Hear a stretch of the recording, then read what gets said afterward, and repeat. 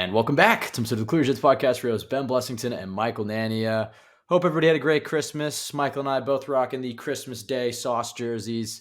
The Jets themselves got a big Christmas Day gift with the Packers beating the Dolphins. That's old news, though, Michael. We're recording this on a Wednesday. This is coming out on Thursday morning, and it's a big game this weekend. And I know we've said that every week for like 2 months now, but this is a huge game for the Jets. Do or die, win or go home. I mean, the playoffs have started. The next time they lose, their season's over, and every win, their season keeps extending, assuming the Patriots lose one of their next two. But Michael, even the fact that they're in this position with the path to the playoffs this clear, it's a great feeling. And I know the team hasn't done too well the last few weeks, but they do get a guy named Mike White back, and that might change some things up. So plenty to talk about in this episode. But first, Michael, how was your Christmas? How you doing, man?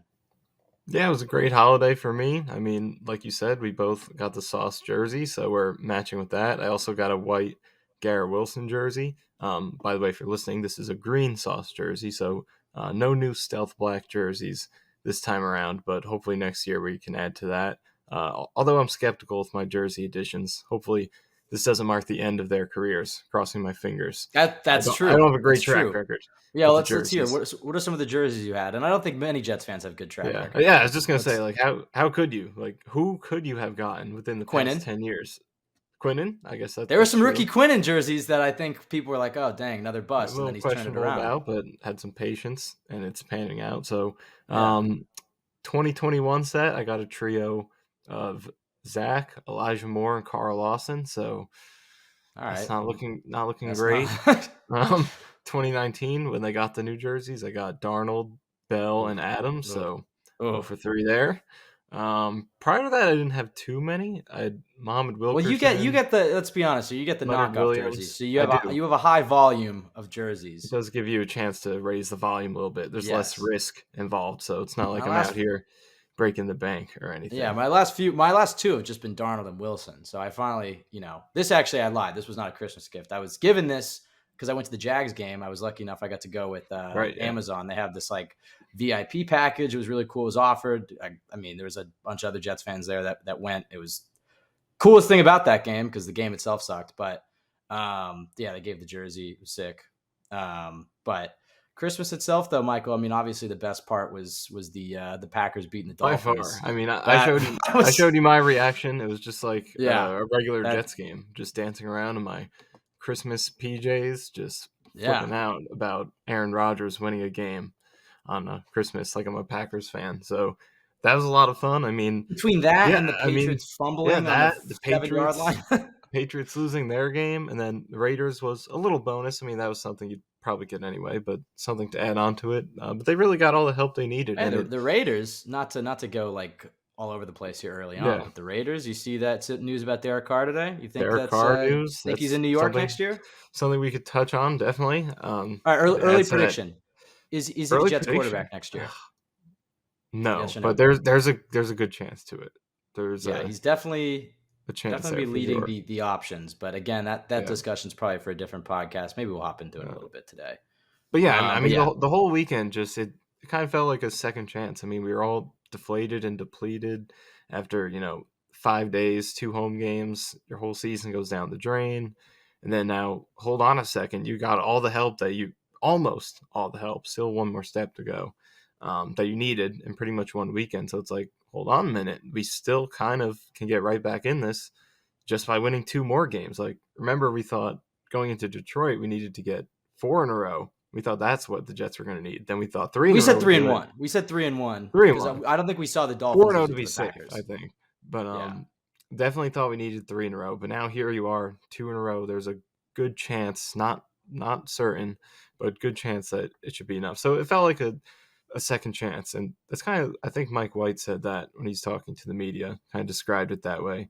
But yeah, that's what it feels like. It feels like they died and now they've come back to life a little bit. Yeah, maybe that rebirth, that clean slate is exactly what this team needs. And the fact that you mentioned Mike White, that they get their guy back. I mean, it does change everything. It's not like, oh, the Jets are still alive, yay, but this is the same shitty team we saw on Thursday. It's a completely different team with Mike White. Right. And I forget the exact numbers, but if you take his 3 games that he started and put it over the course of an entire season, the Jets would have one of the best. If I think the tweet I read, but I didn't fact check it, was like they'd have the top offense in the league.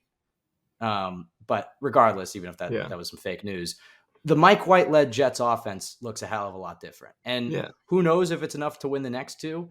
But there's a real. I mean, that was the thing that was kind of deflating about going into Thursday. It was like, can Zach do it? But if they're going into that game against the Jags with Mike White, I'm sorry, Michael. I feel like the Jets win that game. I feel like they beat the Lions too. Yeah. No, yeah, that was the icing on the cake, because even after you got all those games, it was like, is White going to play? Because I know personally I had some skepticism. It just felt like the kind of thing that, Jets player gets hurt. Yeah, he's okay. He'll be back. And then it drags out. It kind of feels like that's how it always goes with the Jets. But so I was a little skeptical. Then Monday comes and he's back. And now, like, it's the season's right back on, it feels like. But yeah, like Mike White's injury is deflating, because even after he lost those 2 games to the Vikings and the Bills, and it was tough to lose those games, but I really felt like those last 4 games is where they were going to start cleaning up with Mike White, start racking up some wins to get into the playoffs, because those were 2 road wins to teams that now each have 12 plus wins. They were 1-score losses. Minnesota, red zone struggles. Buffalo, a lot of that game was lost by non-Mike White issues. When he leaves, Joe Flacco chokes, Michael Carter fumbles. But it felt like down the stretch against lesser defenses, 2 games at home against Detroit and Jacksonville, who, red hot teams, but struggling defensively. It felt like Mike White was really going to get something going down the stretch there. But then he goes out, Zach Wilson comes in, and he really struggles across these 2 games. And that quarterback change feels like the difference in definitely at least one, if not both of these games. But luckily, the football gods decided, you know what, we want you guys in this year.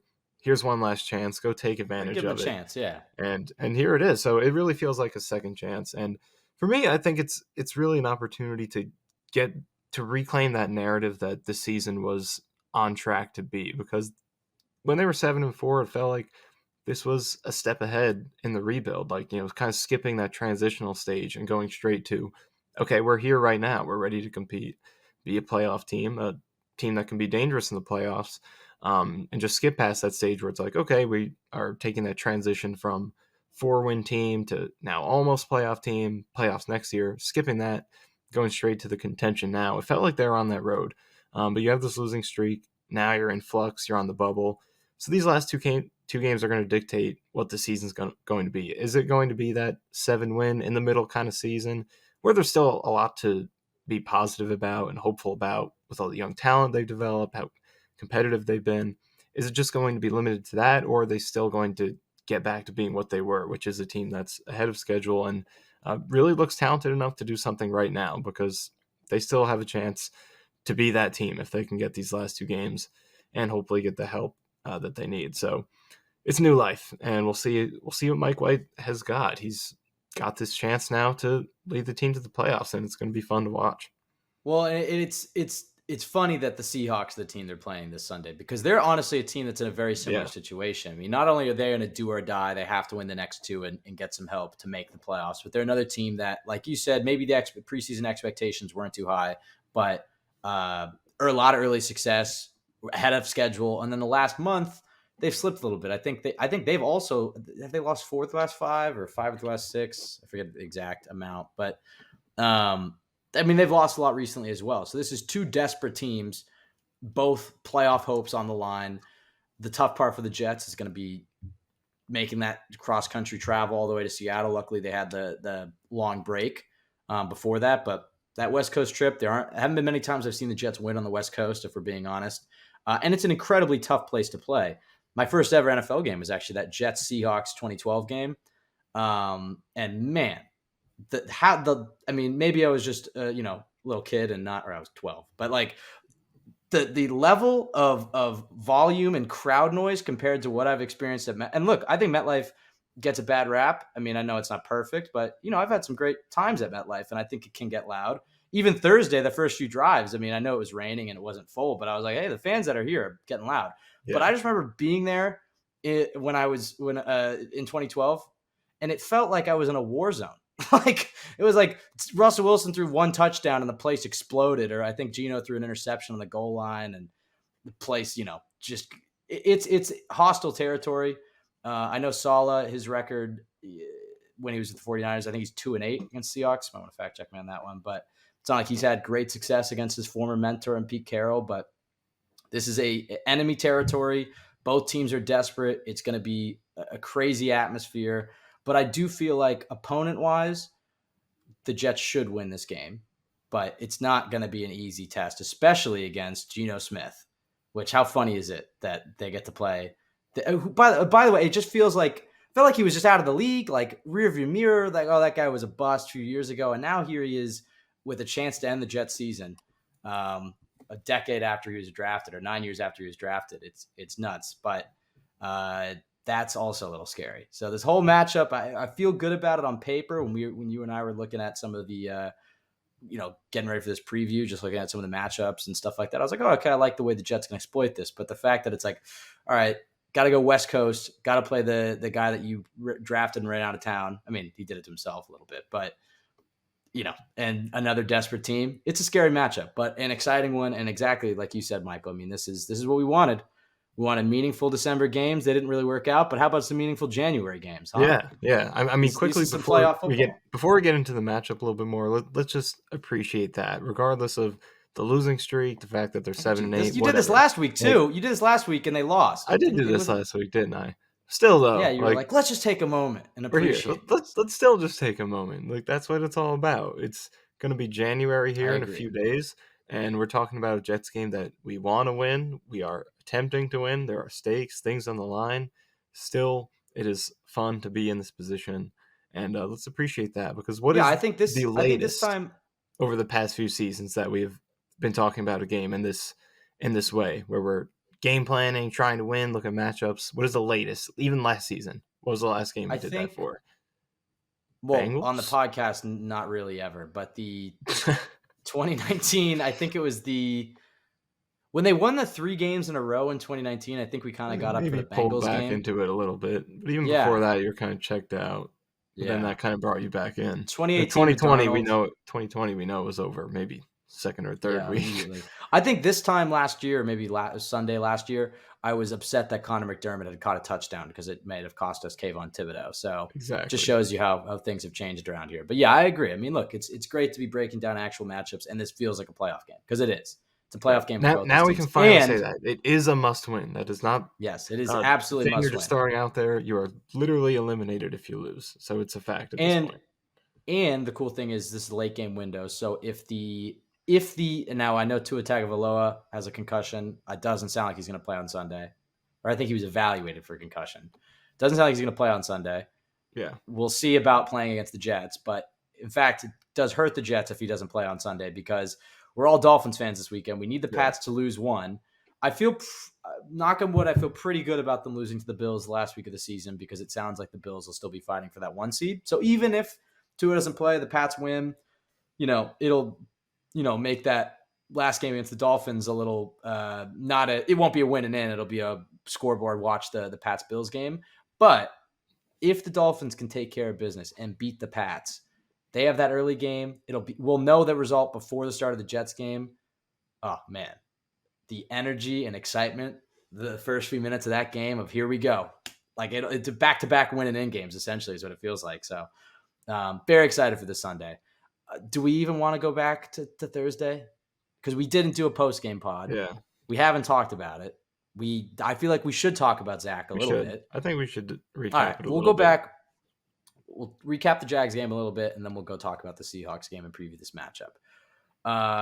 Man, tough game.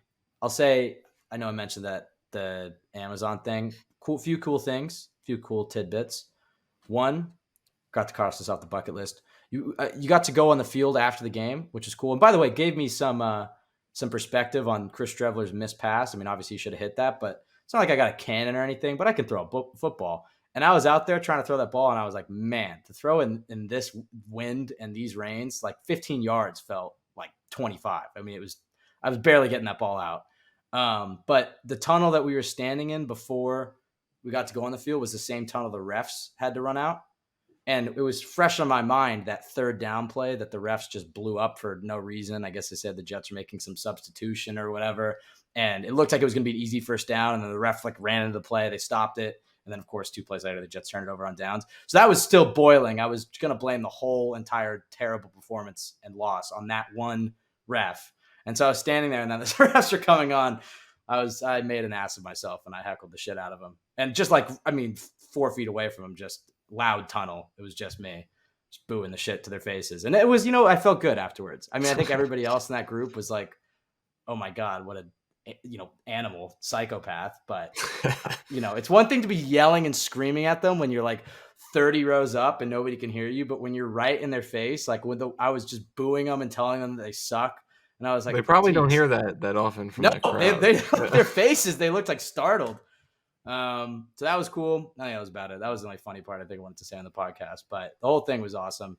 Field pregame warmups, being there for Sauce just has that superstar. I know we already know this, but the way he comes out and the way the fans react to him, I mean, he finally is that like next level superstar you could put on the cover of Madden. In fact, he probably, the career path he's on, he will be on the cover of Madden at some point. Not that you necessarily want that. Although I think that the Madden curse is probably not the same as it used to be. But like the fact that the Jets have that level of star, who's the next guy? The last guy they had that was even close that compares to that? I mean, maybe Jamal came not close to this, but close. Yeah. I that agree. Guy, yeah. Oh man, I forgot about Jamal. Imagine if he was playing in this game. Yeah, it would add a lot to it. Who's the last guy? Keyshawn? Or is there somebody, maybe more recent? Revis? I feel like, yeah, Revis, probably. Probably Revis. It just feels like, but like the star power of Sauce, though, feels like Revis was a star. I don't know if there's anyone that can be compared to that in terms of like the brand aspect of it, I guess. Just genuine star power. Just like the energy. Yeah. Yeah, but it's different too because I think it's authentic. That was the thing with Jamal is like, he's pound my chest, I'm him type of guy. But, and so that might get some media coverage and you think he's a star, but it's different with Sauce. Like there's for sure a swagger there that they haven't had in a long time. So anyway, I think that was it. But in terms of the actual game, brutal. Game started great. Quinnen doing back to same old. But Zach, tough game out there. What did you think of Zach's performance outside of putrid and awful? Yeah, it was another really bad game, and it was a different style of kind of rough game compared to the last one because the last game, there were some flashes in there, but it was kind of very high highs and very low lows. In this one, I don't know if he did anything that was particularly awful. But it was just that he didn't really do anything good throughout the whole duration of the game. And he wasn't supported too well, but there was just nothing special on his film in this game. And then, despite the bad support, it was the main problem is that he was exacerbating bad situations rather than mitigating them. He would take sacks that he didn't have to take. He would dodge pressure on a play, but someone would be open after that, and he would miss the throw. There's Corey Davis bomb that he threw down the field where, it was poorly protected. Herbig got beat, and he did a good job of dodging it. Then at that point, he chucks up a prayer into double coverage that Davis fortunately breaks up. So this was a team-wide issue with the offense. The offensive line was terrible. The run game was bad. There wasn't a ton of great options schemed up. So it wasn't all Wilson for sure, but the problem was he just never did anything to go beyond that, like no money throws, no creating anything outside the pocket. And then, when they did scheme things open, because there were some opportunities, he missed them pretty much every time. There's the short little stop route to Garrett Wilson that he missed by a mile. There was the biggest one was at the end of the second quarter. Corey Davis was on a dig, and it was well protected. Davis was wide open, and he just has to hit the throw, and Zuerlein will have a chance at a field goal to close the half. And he comes up a few yards short on that, not even close. So yeah, it wasn't all him, but he still didn't do anything positive really. And he made bad situations worse. And when they act in the rare situations where they did give him a good chance to do something, he botched it pretty much every time. So it was definitely another bench-worthy performance. I think Saleh should have made the change at halftime, and that would have given them a better chance to get back in the game because by the time Streveler got in, it was too little too late. And just because of the style he plays, it's like, if he is going to move the ball, it's going to take some time because it's going to be, small gain, small gain, small gain all the way down the field. So he was moving the ball. I mean, yeah, I know he couldn't throw that much. He moved it. He moved it. That first drive was great, and it was promising, but it was just you weren't going to get many chances at that point. So yeah, I would have liked to see him at halftime. That throw to Uzama though, that was a whiff. Touchdown. I mean, I know like you said, it was tough conditions out there, but man, Uzama was wide. I don't think I've open. seen a play. I don't know if I've ever seen. I know this. We throw hyperbole out there a lot, but I don't know if I've ever seen. I didn't say hyperbolic. I just said hyperbole. They're the same. I know it's just a descriptive way of saying it, but either way, I really do not know if I've seen someone that wide open. The closest guy was 20 yards away from him. That should have been a touchdown, but other than that, other than the easy touchdown he didn't throw. Totally, you can overlook that. Other than that, he did actually move it pretty well, but I would have liked to see the change at halftime. I don't know what Zach did in that first half to make you think things were going to get better, and they didn't. So, well, I think they just yeah. I mean, I was calling for the halftime change as well, and I agree that they probably should have. I think the thing with Streveler, like you said, I mean, the way you looked at it is probably how they should have looked at it. Is like, okay, well, if you put in Streveler, it's going to take him a while because he's going to have to move the ball. But I think they looked at it as like, once you put in Streveler, you're not going to really be able to pass. So once you go there, it's like Zach should on paper give you the best chance to win if he can get it together in the slightest. And that's the weird thing is like, and I know we talked about this a few weeks ago, but you go back and you watch his BYU film, or even you read like Douglas's quote about why they liked him. And he was like, we value anticipation and the ability to play with timing and,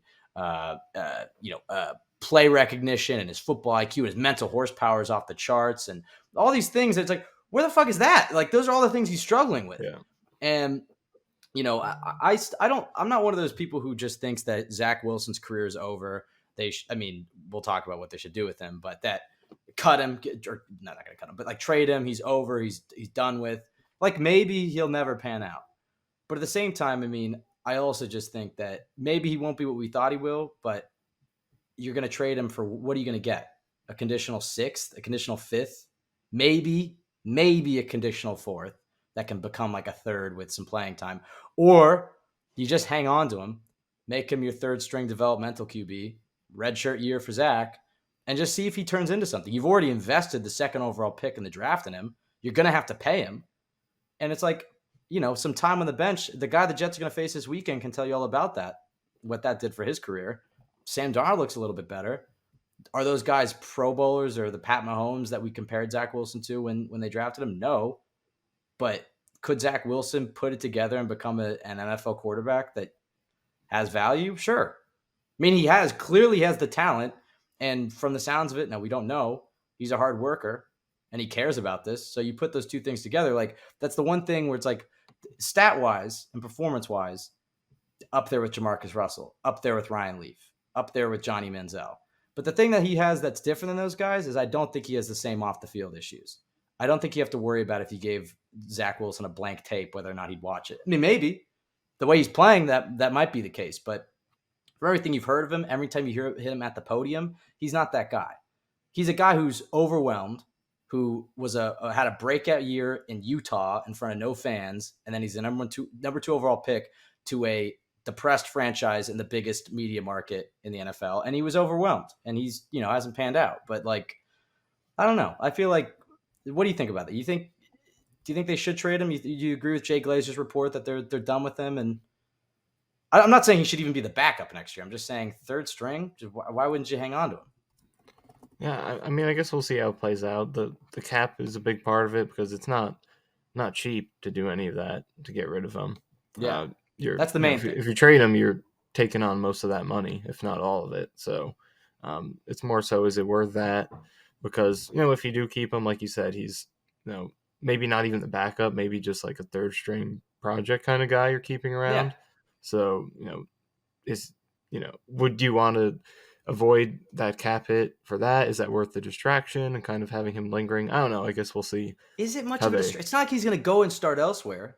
And maybe he causes a stink, I just don't see it. I mean, I just feel like he almost after this game was like, please send me back to the bench. Like, he's not ready.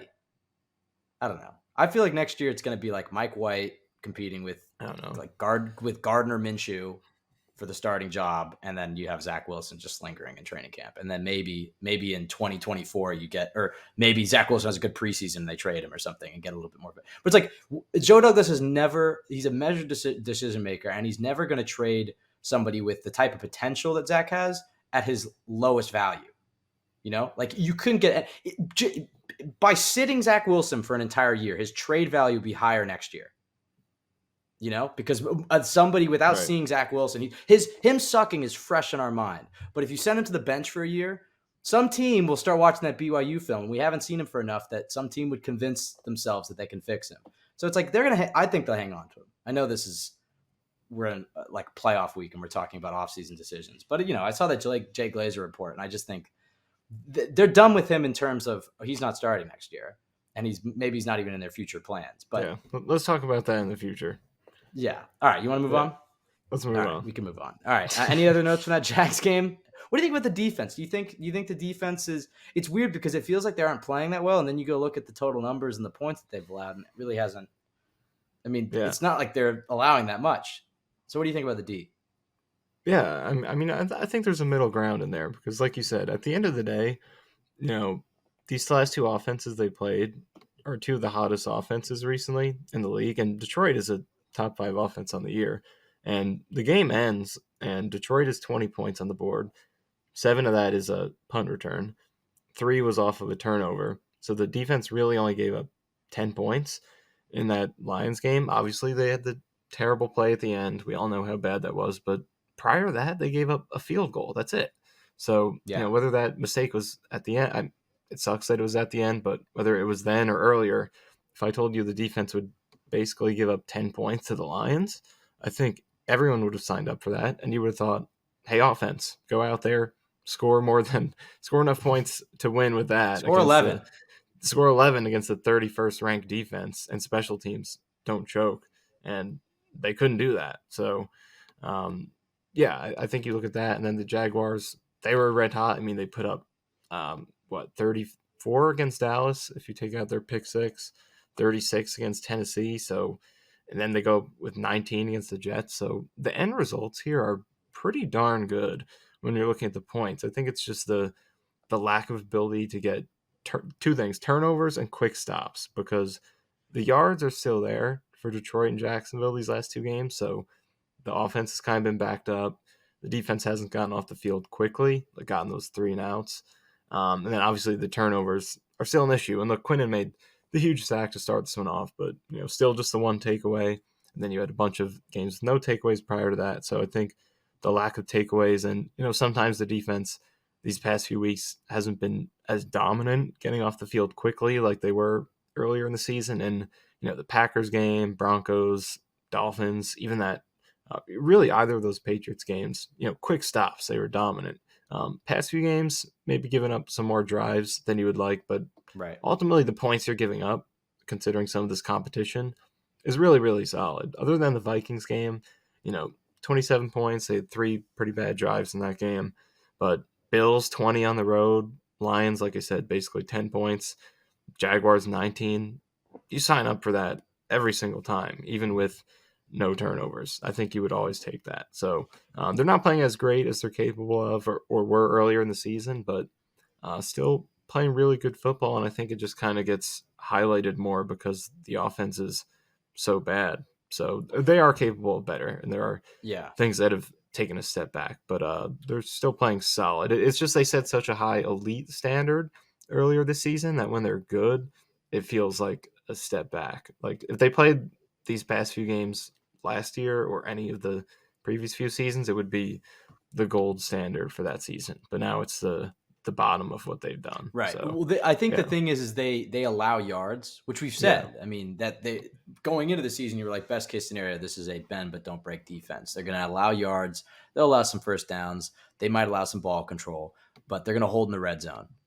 And that's kind of what you've seen. I mean, I think offenses have had success exploiting the Jets underneath because they play that shell coverage, because they play over the top, and because, let's be honest, their linebackers in pass coverage and their safeties in pass coverage aren't elite. I mean, especially compared to these corners. So that underneath stuff works. But then you get into the red zone, and look, I mean, it's not like the Jaguars had that 95-yard touchdown drive or whatever, but you get in the red zone against these other teams, and the success rate isn't the same, and the quarterback needs to hold the ball longer to find the open guys, and that's when you're hoping your D-line closes. I will say, I feels like they need somebody other than Quinnen on that defensive line, though, to really be carrying their weight, because Quinnen's unbelievable. But even when he went out against the Lions, I mean, that defensive line didn't look like the type of defensive line we've been talking it up to be, because the way we've been talking about it, it's like, all right, well, you got the best, or if not the best, certainly playing like one of the best, if not the best defensive tackle in football. That was an interesting way of phrasing it. But we got him, and then you think, okay, well, they have a bunch of other great guys in the defensive line, and yeah, losing Quinnen will hurt, but they should still be able to get sacks. They should still be able to get pressures, and they weren't really able to. And you look at the Niners, it's like, yeah, they have Bosa, but they also had Armstead. They also had DeForest Buckner. They drafted Javon Kinlaw. This defensive line is deep and has some good players, but there's not really that guy next to Quinnen that's stepping up. And the attention goes to Carl Lawson, because that's who's paid to be that, and he hasn't really been it. John Franklin Myers is another guy who I actually think has been pretty good this season.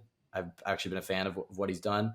But somebody needs to perform above and beyond expectations, and maybe that'll be in the offseason when they replace Carl. But man, it would be nice to see if Jermaine Johnson could do something these last two games, or if JFM could really be playing at that high level, or even Rankins, or just somebody to help take that pressure off Quinnen.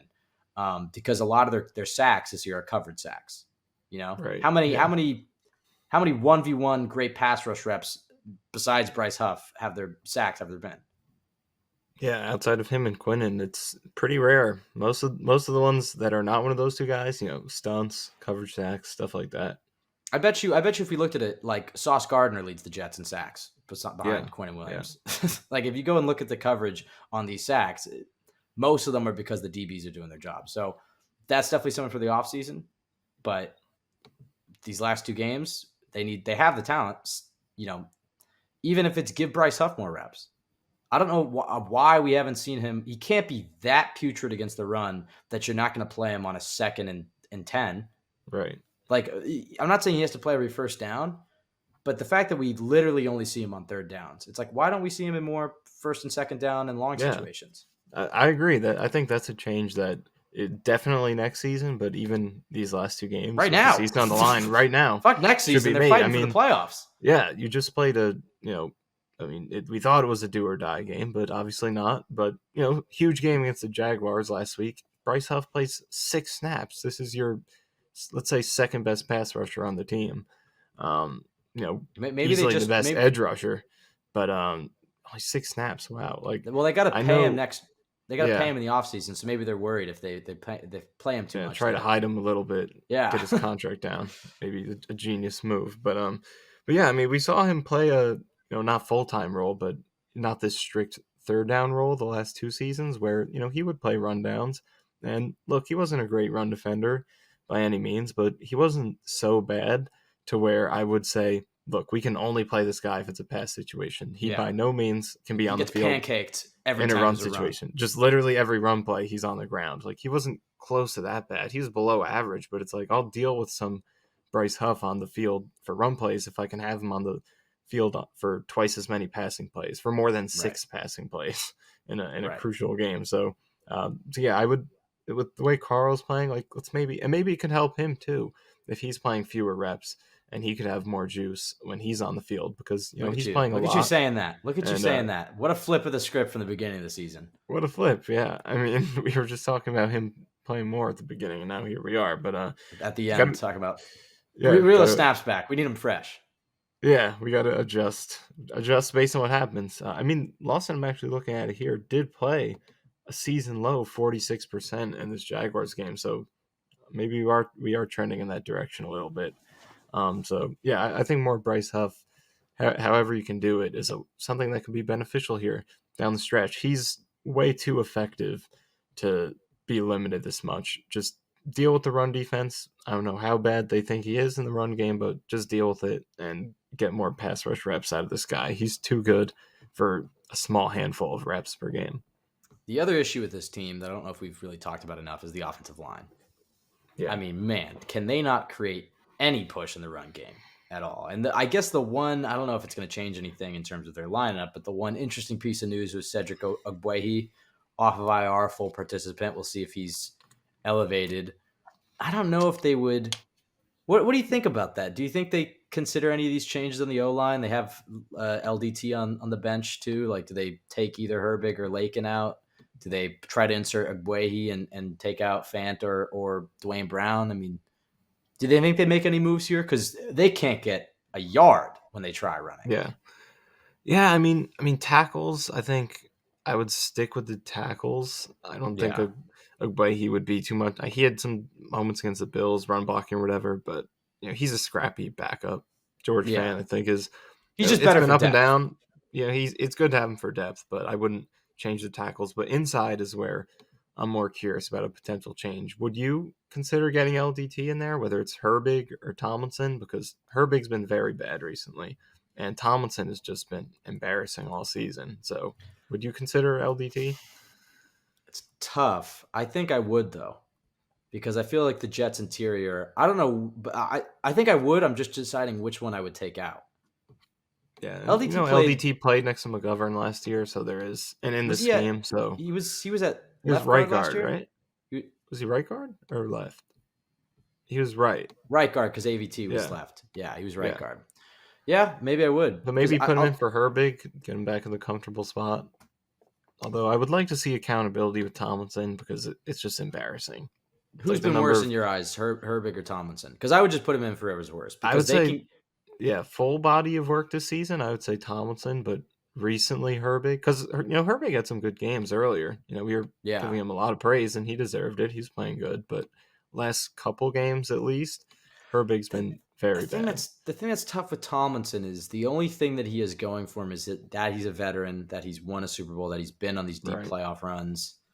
Not that should matter for too much, but in terms of, it's just like, is he leading as well as we thought? Not to I'm just insinuate this stuff too much, but it's like you're on Twitter asking for Pro Bowl votes with your highlights when there are countless plays out here of you letting unblocked guys crush your quarterback's ribs. So, like, I don't know. He's got a good agent.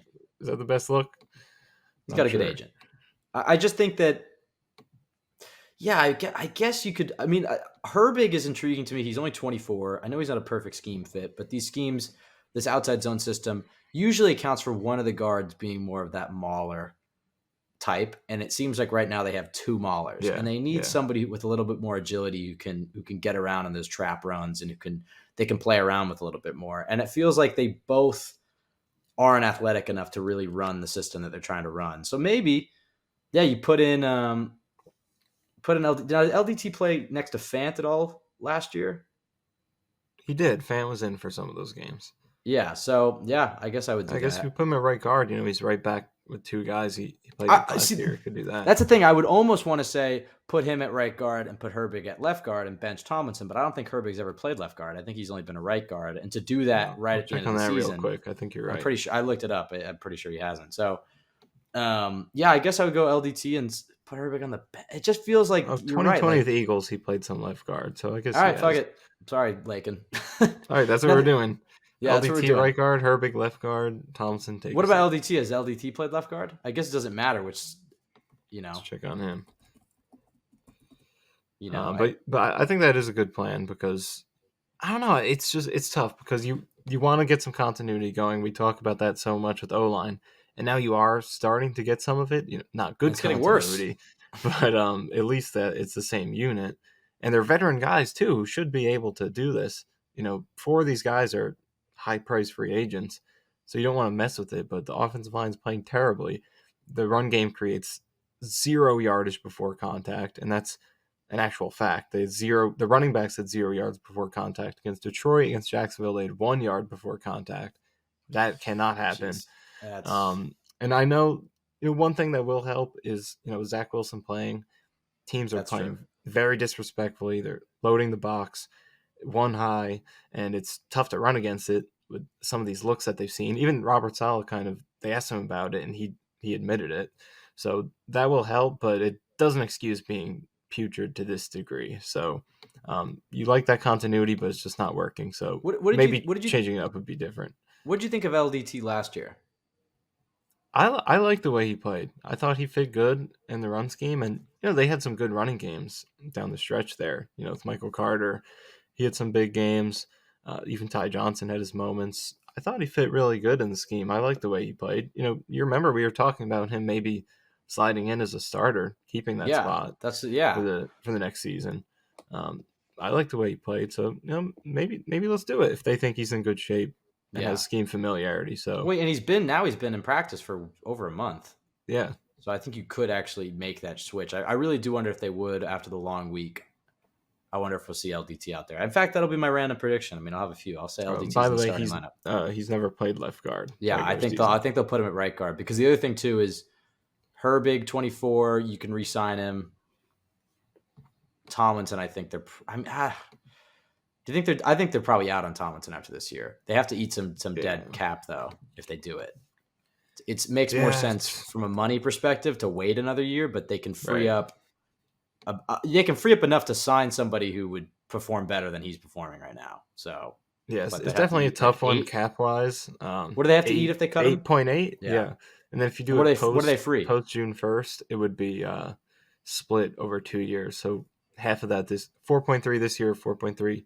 24, and the cap savings 13.1 million. So it's a lot of money to pay a guy to not be on the team, but you're still freeing up 13 million, saving money that you could sign a guy who could probably play better in that role. Yeah, 13 million is not nothing. So we'll see if they do it. I would do it. Wait, so his cap hit is like damn near 20 million, or what is it? What is his cap hit next year? Yeah, 17.4. 17 million, $17.4 million. It's a really backloaded deal. He only had a 5.4 cap hit this year. Jesus. Next 2 years, 17.4 is 17.3. So I don't know. I don't think you could justify that cap number. The thing is that level of play. I mean, I know we talked about when we were looking at the guard options, James Daniels is more athletic and can fit the scheme. But it's like the fact that Tomlinson was literally in this blocking system. Right. Winning a Super Bowl, winning multiple playoff games. It can't just all be because he was playing next to Trent Williams. He was a damn good player. Right. Yeah. We saw him go one-on-one with Aaron Donald. We did.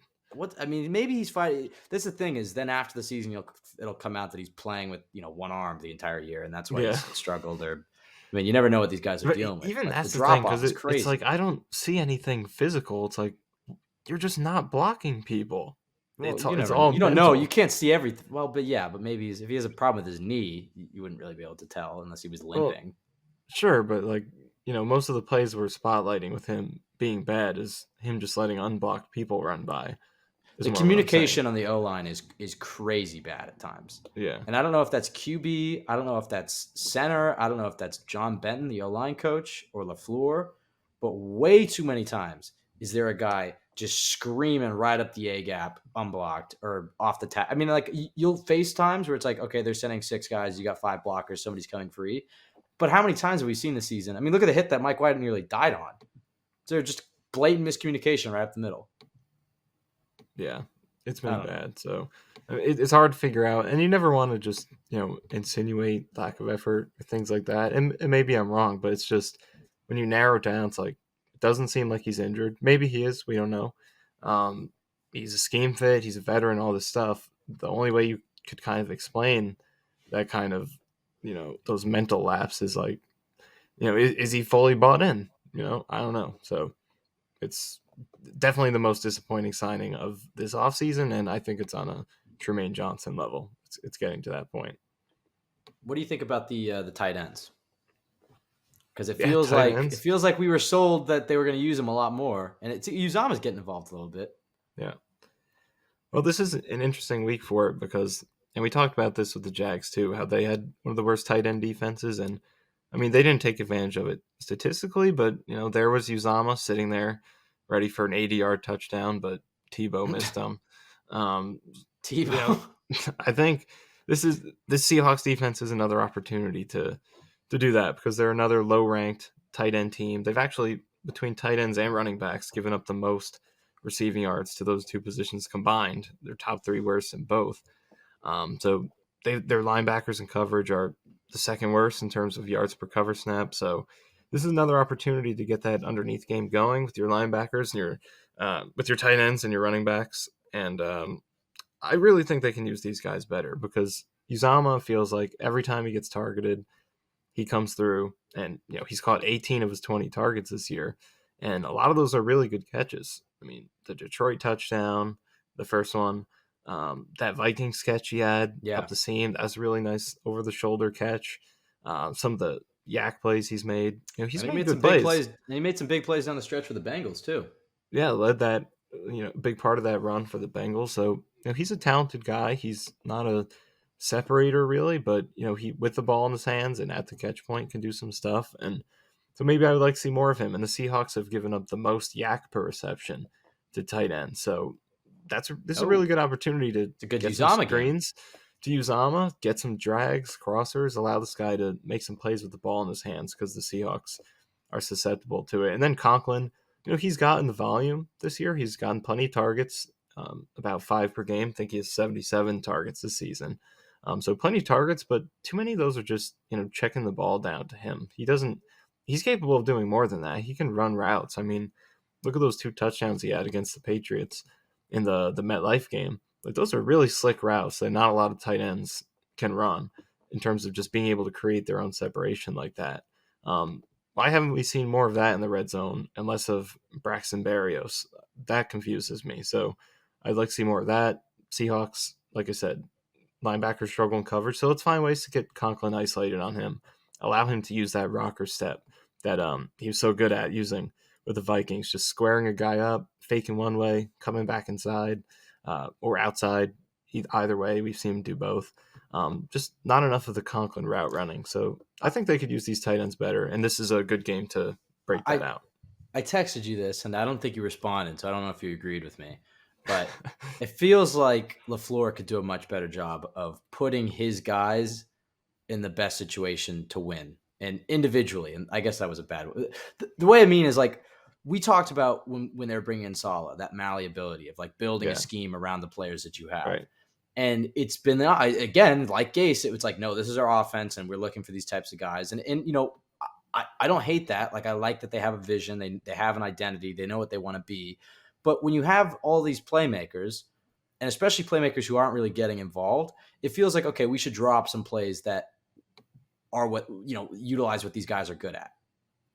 It feels like Elijah Moore should be getting, a few bubble screens or something. Get the ball in his hands in open space. The same goes for Garrett Wilson. I mean, I know maybe they don't want to give him the injury risk, but Garrett Wilson has an elite yak ability, or rack, I guess, if he's getting handoffs. But it's like, we don't see any handoffs or end arounds to Garrett Wilson anymore now that he's not in the slot, because that's the job of the slot receiver. It's like, we don't see any receiver screens really to Garrett.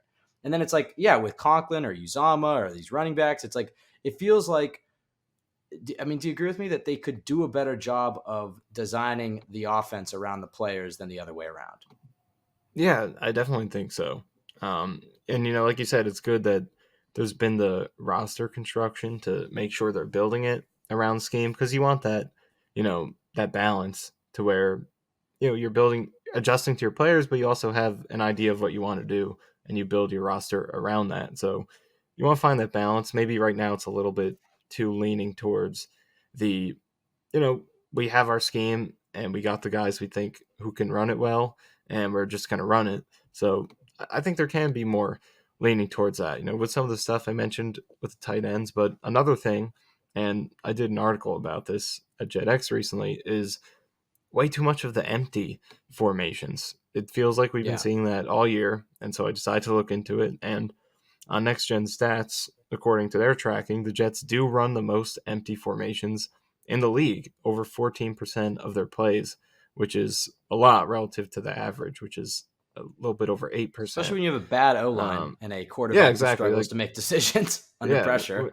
When you're going to go empty, like, that's, you're taking out the unpredictability aspect. It's like, okay, we are passing the ball, try to stop us. And if you're going to do that, you have to be a really talented team to just simply outplay the defense without that unpredictability aspect. I don't think the Jets are that kind of team right now, even when Mike White is in there. So it feels like there's too much of that. Like, I think you need that unpredictability I'm aspect curious to know what the for this team concepts to work. when they go empty. I don't know if you have this, but what concepts are they normally running? Yeah, I mean, I couldn't Tell tell you you off the that top of for your head, sure. but Yeah, it doesn't feel like because the benefit of going empty is that you spread them out, you space out that right. defense, you force an obvious mismatch. Um, it doesn't feel like the Jets utilize that extra space though, but I mean that's all hypothetical because I'm trying to think of an example that they went empty. Feels like, I mean, they definitely throw the I know there receiver was that screen to Miami empty. play, the game we went to, when they threw the deep ball. I forget exactly who it was to, but you remember that one on 4th and 1? They took a Oh deep yeah, they shot. went Yeah, empty on fourth and was it geez. Conklin? Do you think Yeah, LaFleur? I don't know. I feel like he's a good offensive coordinator, but not a great offensive coordinator. yeah, And we've had a lot of really bad offensive coordinators. So there's times where I'm like, wow, what a genius. And also, he's had terrible quarterback play. So maybe if you get Mike White for these next few games, we'll all be singing LaFleur's praises because he does get guys open. But it does feel like there's some boneheaded decisions on those third and fourth and shorts. And then some of the stuff we were talking about that's like, all right, I don't know if he's head coaching material, at least not yet. Not even close. no, he's not head coach yet. I mean, I think he's an average offensive coordinator. I mean, because on one hand, they're the concerns we talked about. Not maximizing the talent too well. Um, building more to the scheme than the players. And then some of like the Predictability. predictability, like overly creative sometimes in the red zone, things like that. And then overthinking it on these third and shorts, stuff like that. So there are issues for sure, but at the same time, it's like you look at what the offense has done and then compare it to what it potentially could have done if it had an average quarterback this year just executing some of these open throws. It would look a lot better. So I think Yeah. where there's Feels like sort of yeah, go ahead. Well, it feels like they've lost some of the creativity they had last year. Like we haven't seen the same Yeah, level of trick plays. We don't see nearly the same level of like misdirection. I don't know. It just feels the offense feels predictable and anemic. Every time I watch them, it's like, oh, 1st and 10, toss right. Second right. and 10, run up the middle or play action, and third down. And that was the other thing about Thursday is they were in these horrific second and third and long situations all day. They Yeah, couldn't have any success on first down. And I think that falls on the offensive coordinator. I mean, obviously the quarterback, but it's like a little of that falls on LaFleur. A lot of it falls on LaFleur. I mean, the fact that they were in these horrible situations the entire game and they didn't really have any plays on second down to put them in better third down situations either. They could be in a 2nd and 18 and get to a 3rd and 12. Then you're still in a 3rd and 12. I don't know. right. I think they do play for third down a little too much. Like it doesn't feel like if first down doesn't lead to something great, it feels like second down is always let's make third down shorter instead of let's try to move the chains on one of these first two downs. I feel Right. like that's something they can be better at, especially when they are so bad at third down. It's not like you're confident that's going to work anyway. So, I mean, you're right. So there were a lot of first down disasters in this game. I'm looking at them now. The first drive after the turnover was that read option Wilson did that went nowhere. Then the next drive was, I think, just a busted play he threw away. So there were some third down messes in this one too. I think overall he's average. I think the disconnect is kind of like in terms of what some fans might think that are critical of him versus what I think he's bringing to the table is a lot of just the bread and butter stuff, just down to down scheming, getting guys open. I think there's a lot more open than people have realized because of the quarterback play, but at the same time there are ways he could be better. So 2 games here. Let's see what he can do against two defenses that have struggled. So let's see. All right. And he's got Mike White back, so let's see what he's got. All right. Well, let's really get into the Seahawks preview here. I know we've kind of been alluding to it and talking about it, but obviously, big game this Sunday. Seahawks defense, Jets offense. Let's start there. They get Mike White back. I mean, what do you think they try to do to attack this Seattle defense, which looks similar to the Jets defense? They run things differently, but Saleh comes from that Seattle Legion of Boom tree, and so you see some of the same looks, but different. So when you went back and watched this Seattle defense, I mean, what did you see from them, and how do you think that LaFleur and Mike White will try to attack them? Yeah, I think the first thing you think of when you think of the Seahawks defense this year is obviously Tariq Woolen and the season he's had. Obviously, Jets fans have engaged in plenty of arguments about him with Sauce Gardner, but their Sauce is better, but they're both great. But yeah, he's had a good season, but on the other side, you have Michael Jackson as their other starting corner, and he hasn't been great this. Yep. He hasn't been great this year, so I think you have an opportunity to isolate Garrett against him because the Seahawks do what the Jets do. They don't move their corners around. They stay in the same side. Woolen is on the left like Sauce, and Jackson's on the right. So I would isolate Garrett against him as much as possible. And Garrett usually does lean towards that side of the field anyway. So isolate him, and then hopefully you can get some safety help shaded over there, which the Seahawks do a lot of. They run a lot of cover 6, with quarter half in the back. So shade some help over to that side of the field where it's needed against the better receiver. Then I think you can isolate Woolen in some one-on-ones because he's a great ball hawk, but he's also near the top of the league in yards per reception allowed, penalties, touchdowns, all these things. So he's kind of a boomer bust corner. So if you can get Garrett to be successful against Jackson on the other side, I think you could shade some help over there and then get some good matchups for Elijah Moore and Corey Davis against Woolen on the other side against a boomer bust corner who's going to take his chances. Maybe he picks one off this game, but you're also going to get some opportunities to beat him deep as well. So that's where I would look in the passing game. Then also, like I mentioned, the tight ends and running backs definitely look their way in this game. Get Uzama some screens, crossers, drags, allow him to make plays in space. Give Conklin some route running opportunities. Give Bam Knight the ball and passing. And give Knight the ball. And I think this is definitely a game where I think you could see something like that Bengals game last year, just dumping it off to the running backs and watching them make plays because it's a softer defense, more conservative. They'll give you those dump offs. The Seahawks give up the most yak per reception on running back receptions behind the line of scrimmage. Nice. So that's exactly what you want to see. That's why you listen to this podcast right here. That Bengals numbers. Game. So that's perfect. That's great for Mike White. We saw you can do that. You can operate that type of offense. I also, like you said, I think they're really going to key in on Garrett Wilson. Who wouldn't? And having Corey Davis back, I know we didn't really see it too much last week and he had that bad drop. But he's huge for this offense in a number of ways.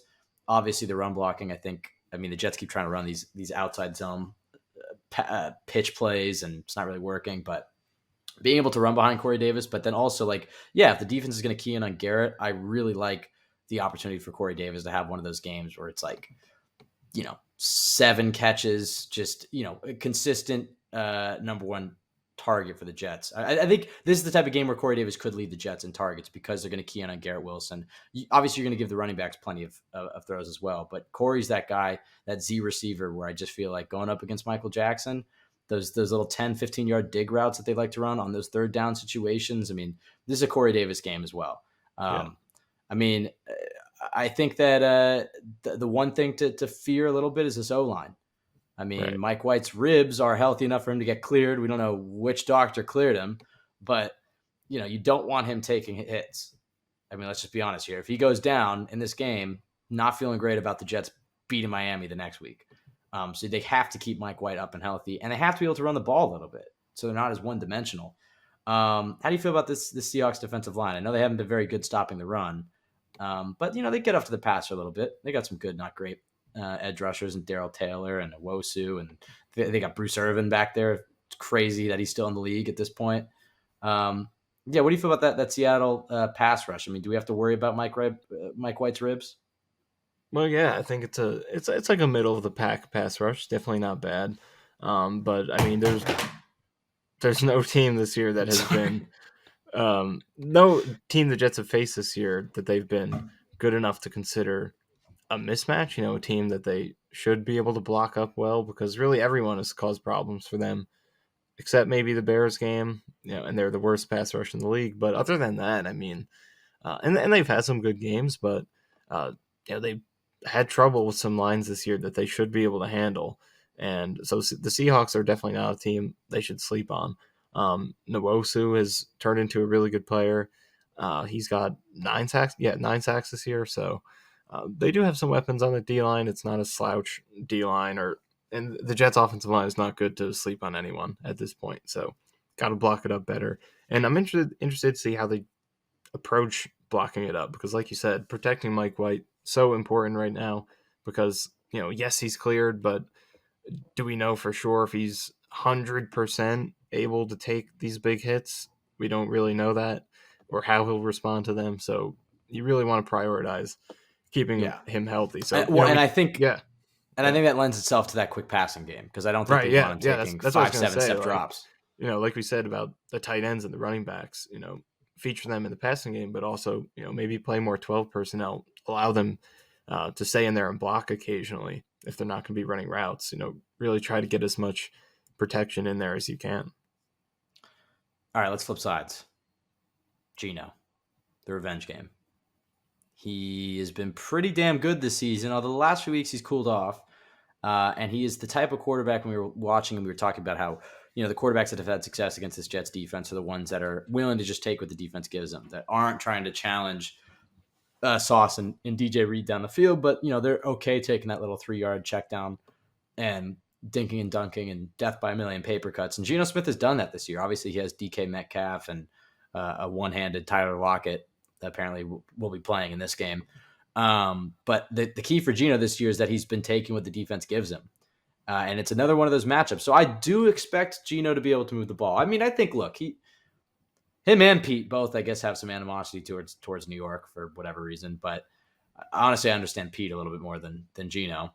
But I kind of see Geno having a good game because he takes what the defense gives him. I mean, you look at his passing charts, you're looking at the start of this game, and it's just like the start of this podcast.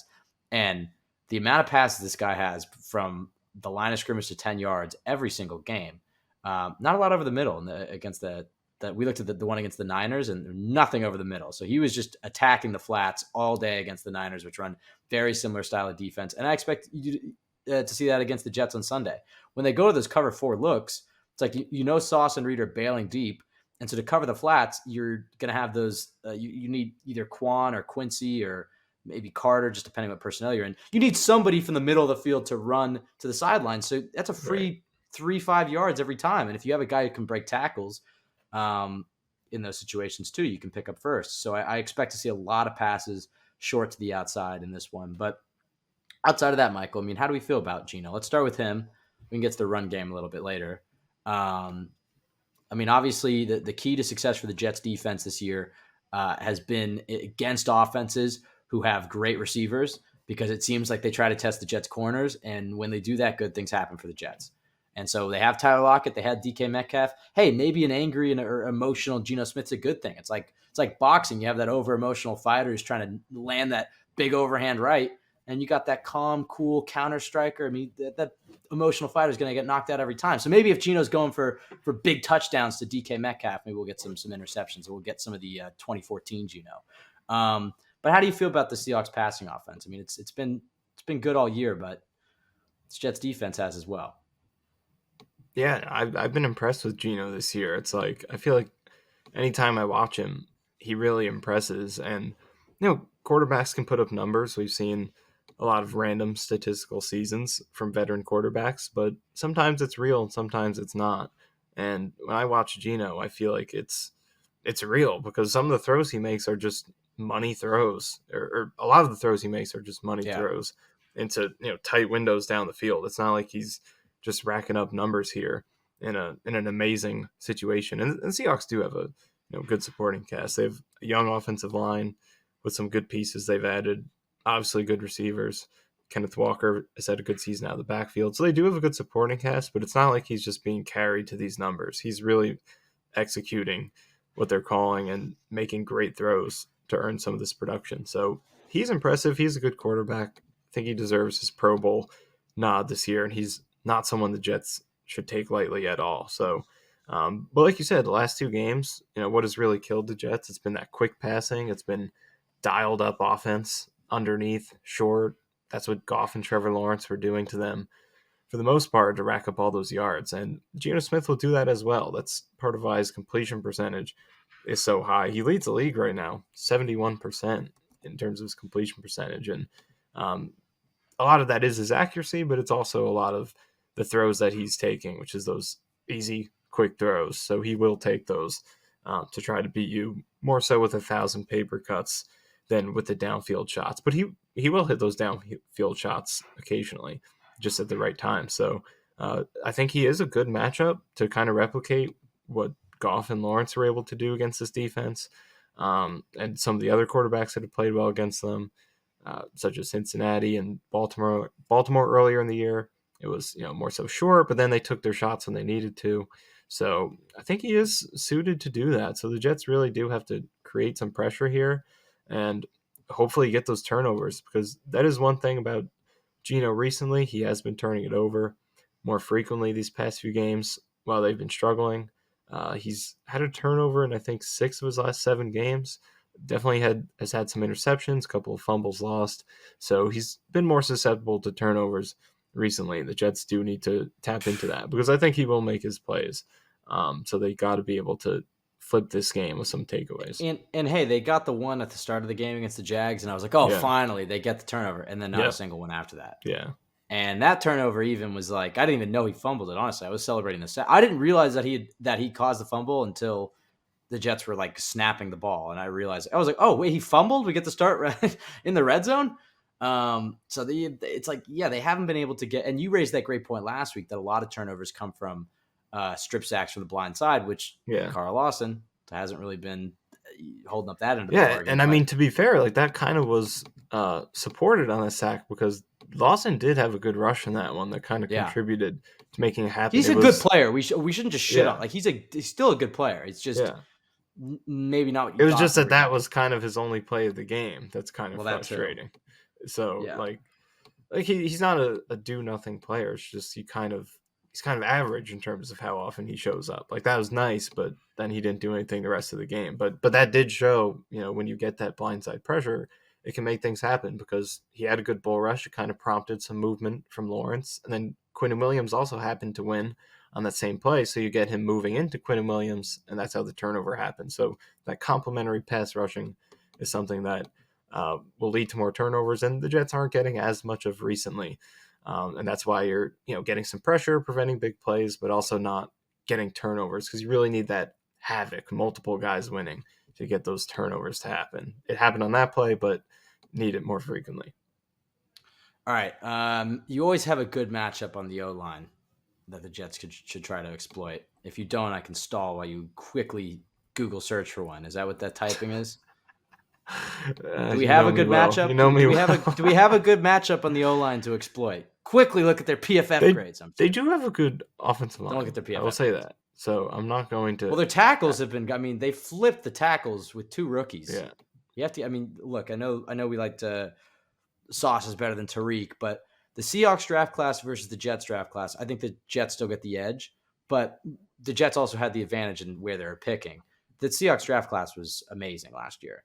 And the fact that they were able to get 2 great tackles in that class. I mean, it's rare to even get Walker one. actually did not practice on Wednesday, so that's. I know. I was looking at their injury report. I mean, it's Wednesday, so they got 2. The Friday is really the day to care about and pay attention to. But it was like, Noah Fant, Kenneth Walker. Who else didn't practice? Nick Bellore, Jets legend. Marquise Goodwin, Travis Homer, Lockett, Abraham Lucas. I don't know. So they have some starters that didn't practice. So you imagine at least a couple of those guys might not play. Jets, meanwhile, are fairly healthy. I mean, still stalling, Michael. So just hit me if you got something. But I did find one guy. So Charles Cross at left tackle. You found one guy. The guy they took at number 9. I know their offensive line. I was just trying to see the numbers. So he's given up 42 pressures this year. That is the 5th most among all tackles, 3rd most among left tackles. So Carl Lawson, here you go. Another left tackle for you to beat up. I mean, at this point, it's hard to be optimistic because, he had Walker Little this week, the backup for the Jaguars, and he couldn't really take advantage of it besides that one play. So you never really know with Lawson, I guess, if he's going to take advantage of these mismatches, but got another one here. Charles Cross has given up some pressure this year. So better late than never for Carl Lawson. All right, I'm glad you gave us one matchup. Let's do, Michael, we do it off a preview podcast where the Jets are better. Let's start with Mike White. This is a competition quarterback. Now it's interesting. Now I feel like I want to say Mike White, but we've only seen him for 3 games, so it feels like you can't say that. And Geno is a Pro Bowler this year, so yeah. I guess Geno based on sample size, Geno? right? Yeah, you know what? If I didn't give it, occasionally on the YouTube we'll get opposing fans that somehow listen to 2 hours. Somehow get an hour into this, or skip through and just randomly find it. I was getting trolled by Jags fans on Twitter and Lions fans, and so yeah, Seahawks fan. Yeah, I think it was the Lions. There were fans that were commenting about this segment we do, and I was like, wait, there's Lions fans listening to this? All right, so we'll try to be fair. We're getting 70 minutes into this. If there's a Seahawks fan out there, we're going to try to do our best and be fair about this. But I'm pretty sure the Jets are going to win every single other position. I'm just kidding. But running back, I give that to the Seahawks. So we did give the Seahawks quarterback, right? We'll give Seahawks quarterback. I mean, look, he's been a pro. I guess here's what I would say. I would say the 3 games that Mike White played this year are similarly good to what Geno's been this year. True. But just because of 3 games versus that's true. Geno's played the whole season, definitely give it to Geno. That's a good point. Yeah, but the way White played was good. So yeah, we'll see if he can replicate it. Right. Running back, I'd give the Seahawks as well. Yeah. Receiver, I would. This is tough. All right, I know some Seahawks. There's probably no the Seahawks fans listening to this. Seahawks fans are like, "What? How could you even?" The Garrett Wilson, man. That's because I think Garrett Wilson is the best receiver in this game. Can we say that? I think so too. They definitely close out the podcast now. Yeah, they just 1 star. I mean, DK is great, but the way that Garrett Wilson is playing, I mean, he looks like a guy who's going to be a top 5 receiver in this league. I mean, he's already top 10 right now. By pretty much every metric, he's top 10. And he did most of the season with, not even half a quarterback. Right. So Garrett Wilson with Mike White, Corey Davis, Elijah Moore versus DK Metcalf. And Tyler Lockett Davis gets a bad rap. He should have had so many catches in this last game, but he just kept getting missed. Well, he had the bad drop too. Let's not forget that. He did have that, so let's not forget that. Tyler Lockett playing with stitches. Tyler in Lockett very good though, but obviously up in the air. Metcalf's having a great season. No, it sounds like Lockett's going to play, but we'll go push. Let's go push. Should we be fair and give it to Seattle? Because that's a really good duo. Yeah, both top 20 receiving yards right now. I don't think Jets can match. I just think the Jets' receiver numbers are just skewed because of how horrible their quarterback play has been. But then you go back and you watch the film and you watch the routes that they're running or even the catches that they have made, and you know the talent that Garrett Wilson has. And it's just like, would I take the Seahawks receiving room over the Jets right now? No, but maybe that's part of that just because Garrett Wilson's 22 years old, not a rookie contract. But all right, we'll go Seahawks. Fine. All right. I don't actually. Jets are going to clean up on the defense, so we could. That's true. We got to give them this. Make it a close fight.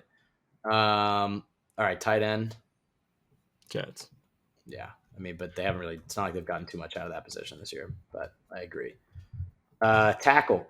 I give this one to the Seahawks, despite your in-depth scouting report on Charles Cross. Very in-depth. Yeah, I give it to them. I see a lot of good talk from the film accounts about the Seahawks tackles. So what about interior of the offensive line?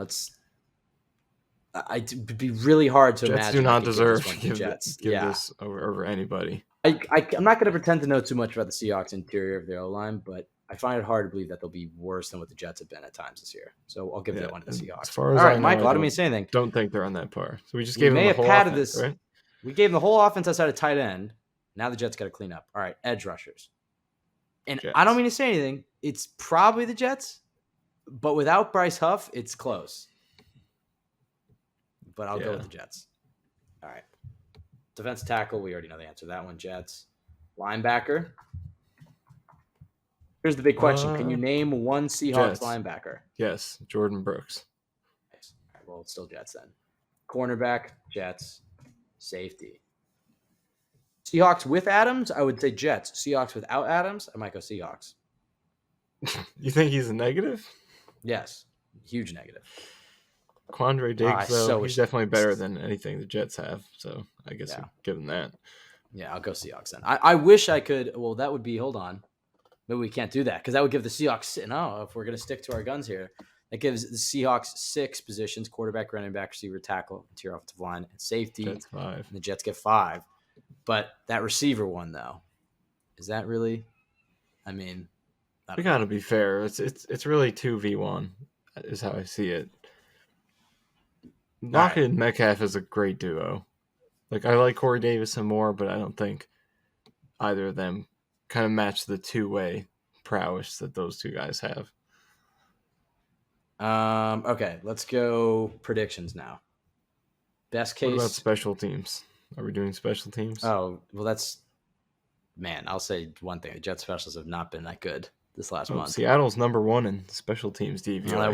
Let's not do special teams. We're not doing special teams. We don't need to do that. Best case, worst case. Do you want to start? Allow me to collect my thoughts on that a little bit. Okay. Best case scenario, this Jets defense creates some turnovers. I would say like 2+ turnovers on Sunday. Yeah, I mean, that's where it really starts for me, is this defense has to create some plays. But obviously, yeah, it's Mike White coming in, playing a full game, and looking like the quarterback that we all know he's been this season. I mean, there's not really much more to that. I mean, if Mike White comes in and plays like he has been playing and this Jets defense creates turnovers, that's best case scenario because the Jets are going to win this game. If the Jets, on the flip side of that, can't create any turnovers, aren't getting pressure on Geno, Geno's hitting those little dink and dunks, and maybe he's running a little bit, and he's, creating these long drives where they're controlling the ball and they're finishing in the red zone. And then you flip side and it's like, all right, Mike White is still competent. He can go through his reads, but the O-line can't hold up. He's getting sacks. They're in these, second and long situations all day. Then you're talking about worst case. I would say, yeah, turnovers, first down success on offense. Those are probably the 2 biggest keys, I would say. Creating some big plays on turnover on defense. So I'd throw in sacks there, turnovers and sacks, and then on offense, first down success, because it's just been so bad for the Jets the last few weeks. What would you say? I mean, best case, worst case is pretty much just talking about the keys of the game. But yeah, I would say best case scenario, I would say involves Mike White staying healthy, playing the same way he did in those previous 2 games, but the Jets do a better job of capitalizing on that play by doing by supporting him better. Just the rest of the offense stepping up and doing a better job of capitalizing on what he's doing, because the last 2 games, the level of play that he was giving wasn't reflected in the number of points the team had, because they didn't finish in the red zone. They didn't run the ball. They didn't pass block well. Other players turned the ball over with fumbles. So stuff like that. No more turnovers from other players. Better pass blocking, better run blocking. And if you get things like that, I think you'll finish in the red zone better. You'll convert more third downs, and you'll translate Mike White's performance and his ability to lead this offense and hit tight window throws and all that stuff he was doing. It'll lead to more points if it can be complemented better. So more a complementary offensive performance. That's what I would say is the best case scenario here. Running the ball, offensive line, everything clicking at once. That would be best case scenario, is that they're able to actually run the football. Let me check the weather. I don't think it's supposed to rain on Sunday. So we're recording this Wednesday, but there's rain on Saturday and Monday. And as somebody who grew up in the Pacific Northwest, it's probably going to rain. So they have to be able to get some sort of push. Yeah. Did you pull it up yet? I checked it recently. It was like that was the 1 day out of 10 that was projected to not get it. So, that can move as the game gets closer. So, yeah, I'm looking at complementary offense. And then defensively, actually, low-key thing to throw into a best-case scenario here, no special teams gaffes. At this point, it's a weakness. How many times have they come up small in some of these close games recently? You've now lost 2 one-score games in which you gave up a punt return touchdown. That can't happen. So, no special teams gaffes, complementary offense. Then defensively, the defense can be better, but you can win with average offense with the way the defense has played recently. Just average offense would be enough to win some of these games. So I'm not going to focus on them too much. I'm mostly focused on the offense having a good complementary game, and I think that should be enough to facilitate a best case scenario. Worst case scenario, I think it all just comes down to that O-line. I think you could easily see a Mike White injury. Knock on wood, it doesn't happen, but He's at an at-risk position right now. So keep him safe. And, if the offensive line keeps struggling, it's going to, you're not going to be able to capitalize and score that many points regardless of how well he plays. We saw that in the Buffalo game. So I think any worst case scenario starts with the offensive line playing poorly, and then defensively, I think it's, still in the trenches. I think a lack of pass rush is going to allow these great wide receivers to make big plays through the air, and Geno can complement what he does underneath with the occasional deep shot and give the Seahawks enough points to prevent the Jets from winning a grinding type of low-scoring game, kind of like the Lions and Jaguars did. So I guess that would be my best and worst. Well, looking at the Seattle weather, looks okay for now. And it's actually a few days now. It says no rain. So we'll see. But, yeah, that'd be nice with no rain. Michael, let's get to why everybody's here. Random predictions. What's your side? I thought you were talking about uniforms. No. Guess we got to save that for the end. Well, yeah, obviously. Best for last. I would say, I had the one earlier. I think LDT's in the lineup. I'll put it this way. I think LDT plays in this game. Do you like that? Does that count as random? Does it have to be an in-game prediction? One. Or... All right. It's one. Yeah, it's in-game because either he's going to come out as the starter and they've made the change. All right, I'll one up you. He scores a touchdown. All right. All right, that doesn't count. That doesn't count. We're going to add another one? Another random prediction? I was, but I haven't thought of it yet. So I'll come up with one right off the top of head. First image I see. Predictions last week didn't. All right, ready? Here's what we're gonna do. Here's what we're gonna do. Close your eyes. Not yet. First image you see when you think of this game. Just say it. Whatever, how ridiculous it is. First image you see. Go. Close your eyes. Say it. Pick 6 by Sauce Gardner. That wasn't that. You thought of it. You took too long till you closed your eyes. All right, ready? Here we go. Ready? All right. Did that not apply? I took too long. It has to be more instantaneous. I'm trying not to think of the game, and I'm gonna close my eyes, think of it. First thing I say, all ready? Wait, so am I reacting? Wait, how does this work? It's not hard. You close your eyes. Okay. First thing that comes to your head. See, you're I thinking. don't know. I'm not you're filtering. Anything. I guess that's true. I can't help you there. Maybe that's your issue. All right, maybe you have to say filter. Say Jets at Seahawks. I'm gonna close my eyes. Jets are playing the Seahawks. It's a 4:05 game. It's gonna be relatively sunny Mike White weather. Just threw a 5-yard slant to Elijah Moore. Okay, that isn't exciting. Very exciting. No. I had Corey Davis. I said touchdown. Sauce Gardner interception, and that doesn't apply. No, it does, but that is a faux answer. All right, whatever. That's your prediction. I like the prediction. 5-yard slant. Was that my prediction? No. I like the Sauce. Is the Sauce Gardner your prediction? I'm not going to lock that in. I'm going to go with a Bryce Huff strip sack recovered by Franklin Myers. I definitely see a strip sack coming in this game. A strip sack sounds pretty good, but I won't. Maybe it's just because they had that touchdown in 2012. That's why I'm picturing that. Oh yeah, that was I was there. Mo Wilkerson. Yeah. All right, I said Corey Davis. The first thing that popped in my head, I closed my eyes. You could do this at home, by the way. I saw Corey Davis touchdown. It was right at the pylon. You want to hear a weird dream I had about the Jets last night? I think they're playing the yeah. It was the Seahawks, you know what? Yeah. I don't know if I want to hear these dreams. You do want to hear. You told me some of them, and I questioned our entire friendship. No, it's very not that bad. It's weird, but it's. Let's hear it. Not weird in that way. It's just a weird football play. So Jets are playing Seahawks. The clock's running out. Seahawks have the lead. Yeah. They're backed up against their own end zone. For some reason, they're still running a play. They complete a pass in their own end zone. And then Daniel Brown comes in, rips it out of the guy's hands in the end zone for the game-winning touchdown. And the Jets claim the victory. Thoughts? All right. I don't know what that means. Maybe you could put Uzama Talk to a therapist about that one. All right, I would say. All right, I'm gonna give one defensive prediction. Ready? I'm gonna try to give a real one. I'm really gonna think about this matchup. I'm gonna say C.J. Mosley interception. I feel like I saw too many Geno Smith linebacker interceptions over his time. What about the lack of passes over the middle from the passing charts? Yeah, but he still hits those digs. I mean, they're not right over the middle, but it's not like C.J. Mosley's always just standing in the middle. Right. I mean, I feel like he'll pick off one of those 10, 15-yard digs looking for DK Metcalf, and they'll just get in the passing lane and pick it off. I got 2 random predictions. All right. I'm going to go with Elijah Moore rushing touchdown and Tyler Conklin receiving touchdown. Okay. Measured but random enough. I like it. All right. I didn't write any of those down. I'll try to remember them. It was like, yeah, whatever. We'll try to remember them afterwards. I'm writing it. Last thing. Score prediction. How do you feel about this one? And we've predicted Jets losses. I think I predicted a Jets win on Thursday. Did you predict a Jets win against the Jags? I said they were going to win on Thursday. Yeah. It's hard in these playoff games to predict them to lose.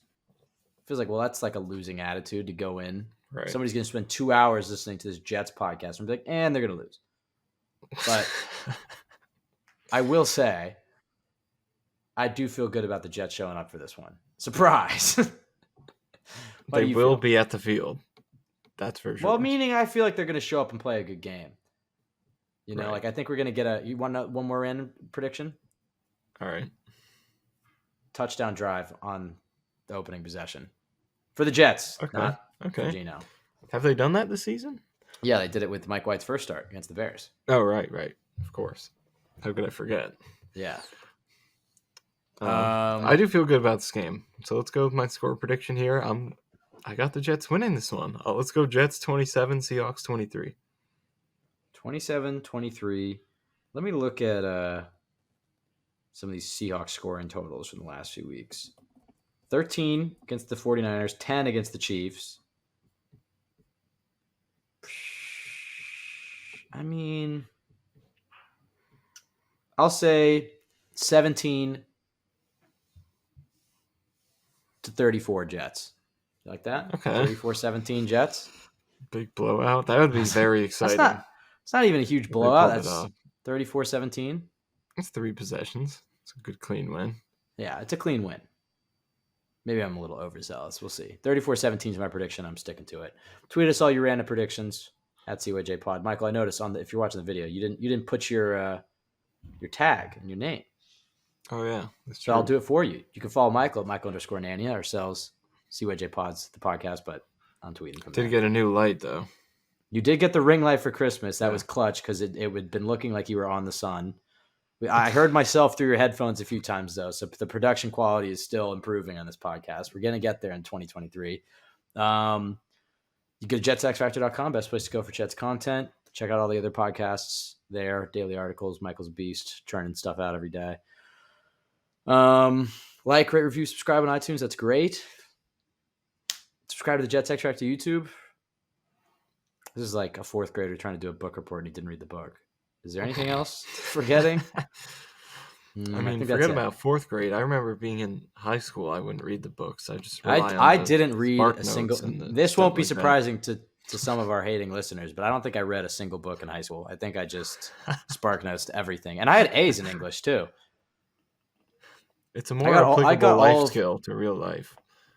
Yeah, that's true. I mean, I read a lot of articles, so I wasn't unread, but yeah. Catcher in the Rye, Spark Notes. The Odyssey, Spark Notes. All those books? Yes, definitely that. All right. It was like you were able to get away with some of the multiple choice questions. Like you can maybe have something there. But I did sometimes they would get you those reading quizzes. Sometimes you have to write a question like, why do you think so-and-so did this? And then I just be writing complete nonsense. Oh, yeah. No, the multiple choice ones are easy, but when you had to fill in the blanks, I would just write.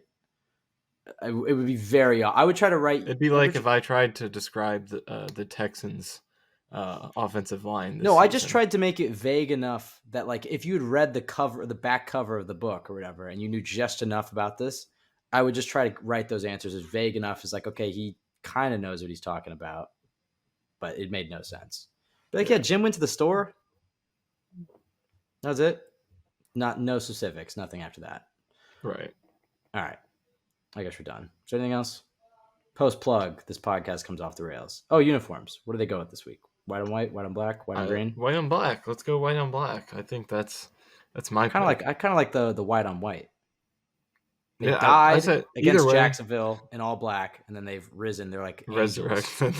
Yeah, they wore black Christmas to their funeral against Jacksonville. Now they're rising. Yeah, And I all like white. all. We haven't seen all white on the like road yet, have we? symbolism.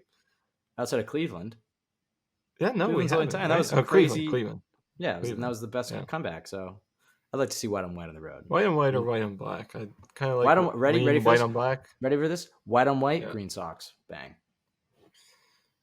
I Haven't don't seen that know. look since 2019 against Buffalo. Yeah, that was a I win. liked it. That was in a week win. 17. So, all right, could go with I guess we're done. Let's get out of here. Michael, it was a pleasure. Thank you, everybody, for listening. Have a great. This is coming out a little. Normally, we've been dropping these preview pods on Friday, but then we didn't have the one come out on Monday, and so this is coming out a little early. So we'll be back on Monday. Man, I really hope we're talking about an electric. Well, actually, we'll be back Sunday night, but I really hope we're talking about an electric Jets W and previewing a win and in game against Miami and talking about that, and then coming out with later in that week with the preview podcast for that game. And that's what I hope next week looks like. Otherwise, next time you hear from us will be pretty depressing. So with that said, thank you everybody for listening. Have a great week/weekend. And please, for the love of God, come through for us, Mike White. Extend this season. Let us go into week 18 with playoff hope still alive.